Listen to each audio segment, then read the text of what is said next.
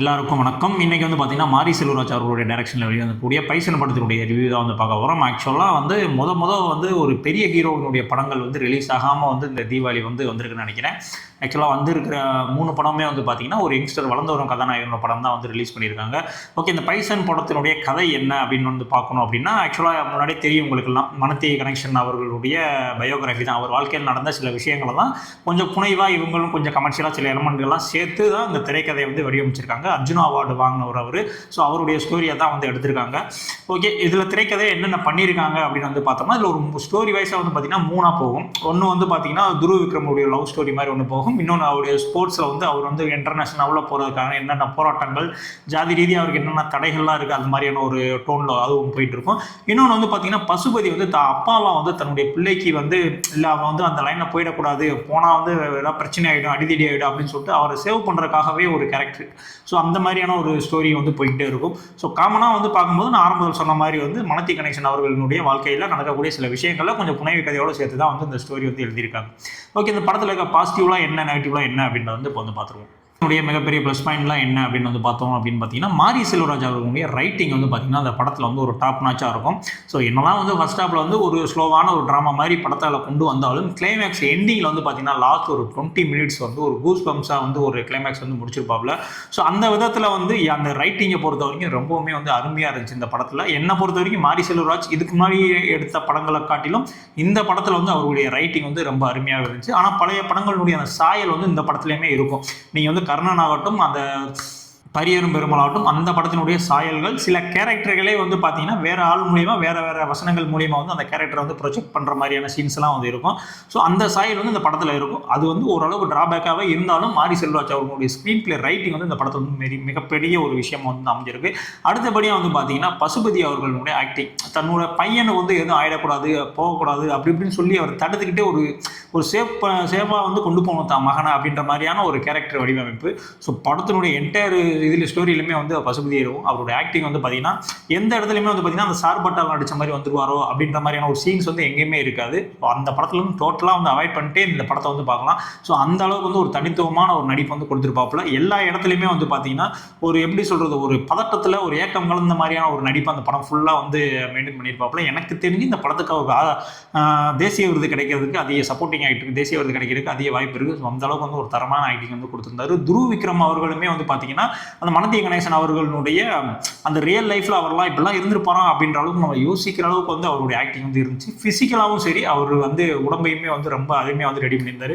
இதுக்கு முன்னாடி நடித்த படங்கள் எல்லாமே வந்து பார்த்தீங்கன்னா ஓரளவுக்கு வந்து ஒரு 80+ கண்டென்ட் அந்த மாதிரியான ஒரு படங்கள்லேயே வந்து போயிட்டாப்புல. ஸோ அவருடைய நடிப்புக்கு தீனி போடுற அளவுக்கு இந்த படத்தில் வந்து நிறைய ஸ்கோப்புமே இருந்துச்சு. ஸோ அதுவே வந்து இந்த படத்துக்கு மிகப்பெரிய ஒரு ப்ளஸ் பாயிண்டாக வந்துச்சு.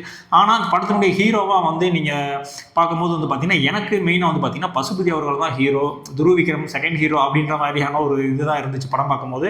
நீ படம் பார்த்தா தெரியும். ஸோ எல்லாத்துக்குமே வந்து ஒரு ஸ்க்ரீன் பேஸ் இருந்தாலும் பசுபதி அவர்கள் வந்து ஓவராலாக வந்து எல்லாத்துக்குமே ஆக்டிங் வந்து தூக்கி சாப்பிட்டாப்ல. ஸோ இது இல்லாமல் வந்து பார்த்தீங்கன்னா Aamir character, Lal character, so இவங்களுடைய கேரக்டர்லாம் பார்த்தீங்கன்னா எழுதப்பட்ட விதம், கேரக்டர் ஆர்க் வந்து ரொம்ப நல்லா இருக்கும். ஃபர்ஸ்ட் ஹாஃப் ஃபுல்லாக வந்து பார்த்தீங்கன்னா இவங்க இந்த மாதிரி அப்படின்ற மாதிரி ஒரு சாயல் வந்து பார்த்துருப்பீங்க. ஸோ செகண்ட் ஹாஃப் அவரும் வந்து பார்த்தீங்கன்னா அவங்களுடைய கேரக்டர் ஆர்க்கு டோட்டலாக வந்து சேஞ்ச் ஆகும்.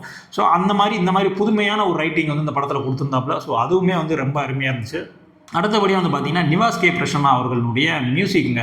ஸோ பாடல்கள் வந்து ஒரு 2 பாட்டு வந்து எனக்கு ரொம்ப பிடிச்சிச்சு. மற்றபடி பேக்ரவுண்ட் மியூசிக் வந்து பார்த்தீங்கன்னா டோட்டலாக வந்து ஒரு மூட் செட் பண்ணிடுவார். இப்போ வந்து ஒரு கபடி மேட்ச் நடக்க போகுது, ஒரு ஃபைட் நடக்க போகுது அப்படின்னா, ஸோ அந்த நடக்கிறப்ப போகிற பிஜிஎம் அதெல்லாம் ஒரு பக்கம் இருந்தாலும் அந்த நடக்கிற முன்னாடி ஒரு டோன் செட் பண்ணுவாங்கள்ல, ஸோ அந்த மாதிரியான மியூசிக் வந்து ரொம்பவுமே வந்து அருமையாக இருந்துச்சு. ஸோ இந்த படமுடைய என்டையர் ஃபிலிமே வந்து பார்த்தீங்கன்னா ஒரு உயிரோட்டமாக படம் கொண்டு வந்ததுக்கு மிக முக்கியமான காரணம் யாருன்னு பார்த்தீங்கன்னா நிவாஸ் கே பிரசன்னா அவர்களுடைய மியூசிக் தான்.